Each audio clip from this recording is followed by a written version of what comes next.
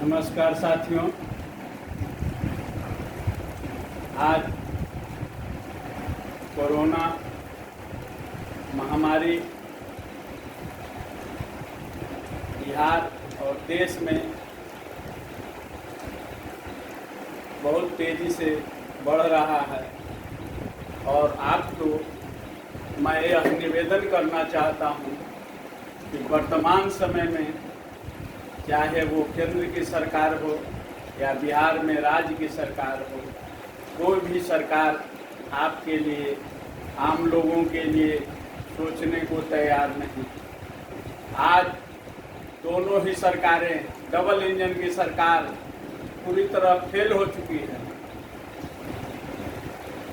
अगर आप बच रहे हैं तो समझिए कि हनुमान जी की कृपा है या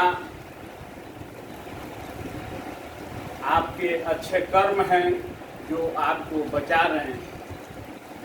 अगर आपको मामूली सा भी किसी भी प्रकार की बीमारी हो जाए तो समझिए कि उसका इलाज संभव नहीं। इसलिए बस एक ही उपाय है, सोशल डिस्टेंसिंग। अलग रहिए लोगों से, दूरी बनाकर रहिए, अपने परिवार की, अपनी हिफाजत कीजिए। इसके अलावे सरकार के तरफ से अगर आप किसी भी तरह की सहायता या किसी भी प्रकार की मदद के बारे में सोच रहे हैं तो यह सिर्फ आपकी भूल है और समय आने पर आपको पछतावे के अलावे सिर्फ मौत ही मिल सकती है, जो स्थिति वर्तमान में बिहार की सरकार और देश की सरकार का है। यहाँ बिहार में चुनावी वर्ष है, चुनाव का समय है, फिर भी आप देख लीजिए, जबकि जहाँ भी चुनाव होता है वहाँ मोदी जी दिल खोलकर भाषण देते हैं, बातें करते हैं और पैसे लुटाते हैं, लेकिन आम जनता पर नहीं। चुनाव जीतने के लिए, विधायकों को चुनने के लिए, एमपी को चुनने के लिए, जनप्रतिनिधियों को चुनने के लिए, लेकिन आम जनता के लिए कोई भी उनके पास व्यवस्था न तो केंद्र के सरकार के पास है, न तो राज्य सरकार के पास है। हमारा आपसे निवेदन है कि कोरोना के काल में बच कर रहिए, सुरक्षित रहिए, अपने परिवार को बचाइए। अगर बच गए तो हनुमान जी की कृपा है और आगे तो आप सब लोग देख रहे हैं किस प्रकार से एनएमसीएच में पानी तैर रहा है, किस प्रकार से लोग अपना सिलेंडर ऑक्सीजन लेकर घूम रहे हैं। कोई भी व्यवस्था, सरकार पूरी तरह चरमरा गई है। सरकार के पास जो भी संसाधन है वो सिर्फ अपना चुनाव प्रचार में, चुनाव में झोंक रही है, जनता को बचाने में नहीं। अभी आपने 70 घाट पुल की घटना को देखा, जिस प्रकार से वहां पर लूट हुई है वो स्पष्ट झलक रहा था। जो पुल का जो अप्रोच रोड है टूटने के बाद जो भी लोग हैं जिनको पता है कि रोड कैसे बनता है, वो सब जनता के नज़रों में दिख चुका है। उसके बावजूद आप देख रहे हैं कि आम लोगों पर ही, जिन्होंने उस बात से सरकार को आगाह किया, लोगों को बताया, उन्हीं के ऊपर केस हो रहा है। यूपी में जिस महिला के साथ बलात्कार हुआ उसी के ऊपर केस हो रहा है। यूपी में जो लोग बेचारे सीएम हाउस के सामने, सीएम हाउस कार्यालय के सामने जलकर मर गए, तो उल्टा केस विपक्ष पर हो रहा है। सरकार अपनी किसी भी जिम्मेवारी और नाकामी को लेने में वो तैयार नहीं है, असक्षम है अपना गलती स्वीकार करने में, अपनी जिम्मेवारी विपक्ष के ऊपर सौंप रही है। इन परिस्थितियों में बच कर रहने के अलावा कोई उपाय नहीं है। अभी वर्तमान में ही यहाँ का पटना के मेयर सीता साहू का चुनाव लोग बहुमत साबित करने के लिए कह रहे हैं, लेकिन दरअसल यह बहुमत साबित करने के लिए कोई तैयार नहीं है।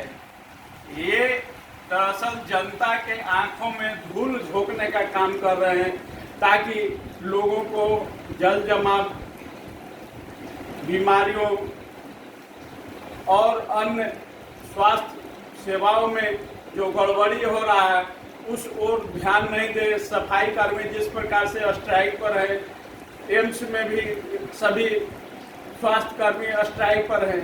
इन सब बातों से लोगों को, जनता के ध्यान को हटाने के लिए यह प्रपंच रचा जा रहा है। वहीं आपने देखा कि एक विधायिका कह रही हैं कि हमारा नगर कार्यपालक पदाधिकारी सुनता ही नहीं है। आपने देखा वो पिछले 5 साल से नहीं 15 वर्षों से एमएलए हैं, और हमको लगता है कि 15 वर्षों में शायद ही उनका कोई भी कार्यपालक पदाधिकारी सुनता हो। अगर कार्यपालक पदाधिकारी इतना मजबूत है तो इतनी मजबूत सरकार क्यों चुना गया? 15 वर्षों में दानापुर का विकास की बात बेमानी हो गया। जो भी मतदाता हैं, आप हमारे भी मोहल्ले में अगर बिरला खोल में आकर देखेंगे तो बहुत सा रोड है जहाँ पे आज भी मतलब सालों भर जल जमाव की स्थिति रहता है। उस रोड से आप जा नहीं सकते, इतना मच्छर उस रोड में है। लोग उस नरकीय स्थिति में पटना जैसे शहर में जीने के लिए मजबूर है। साथियों, वही आपको दूसरी ओर एक नई जो बात हुई है, आरसीपी सिन्हा जी ने कहा है कि हम जदयू के कार्यकर्ताओं को, राज्य के युवाओं को आईएएस आईपीएस की पढ़ाई कराएंगे। यह बताता है, हम लोग सुनते थे पहले कि आईएएस आईपीएस लोगों को पहले ही सरकार बनने और बिगड़ने का भनक मिल जाता था।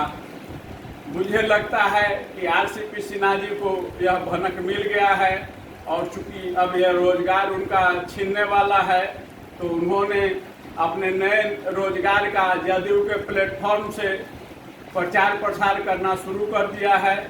क्योंकि उनको हकीकत पता है, जो कार्यकर्ता उन्होंने बनाया था बूथ स्तर पर, वो गांधी मैदान की रैली में उनको पता चल चुका है कि जदयू की जमीनी स्थिति क्या है, जमीनी हकीकत सरकार की क्या है। जनता पूरी तरह आक्रोशित है, पूरी तरह विपक्ष की आवाज को ताकत देना चाह रही है। विपक्ष को भी एकजुट होकर जनता की आवाज को जिस प्रकार से आज विपक्ष उठा रहा है, उसी पूरी ताकत और दम से उठाए। जनता हमारे साथ है, और बिहार में की जनता निर्णय कर चुकी है। बिहार को बदलना है। इन पाखंडियों से, झूठ बोलने वालों से आपने देखा होगा कि जब से कोरोना काल प्रारंभ हुआ, 100 बेड का पीएमसीएच में कोरोना का इलाज का अस्पताल बनने की बात हो रही है, और हर 2-3 दिनों पर आप अखबार में पढ़ते होंगे कि कोरोना के लिए 100 बेड का पीएमसीएच में व्यवस्था हो रहा है। लेकिन लगभग 4 महीना बीत जाने के बाद भी आज भी कोरोना का अस्पताल का व्यवस्था पीएमसीएच में नहीं हो सका।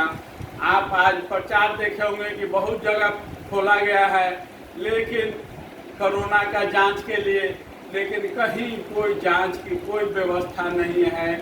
अगर आप गए तो समझिए कि अगर आपको कोरोना नहीं भी है तो यह सरकार आपको कोरोना करा देगी।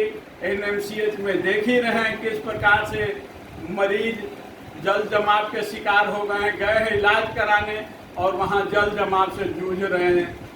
साथियों, आपसे नम्र निवेदन है, बचकर रहिए, घर में रहिए, अपने परिवार बाल बच्चों का ख्याल रखिए।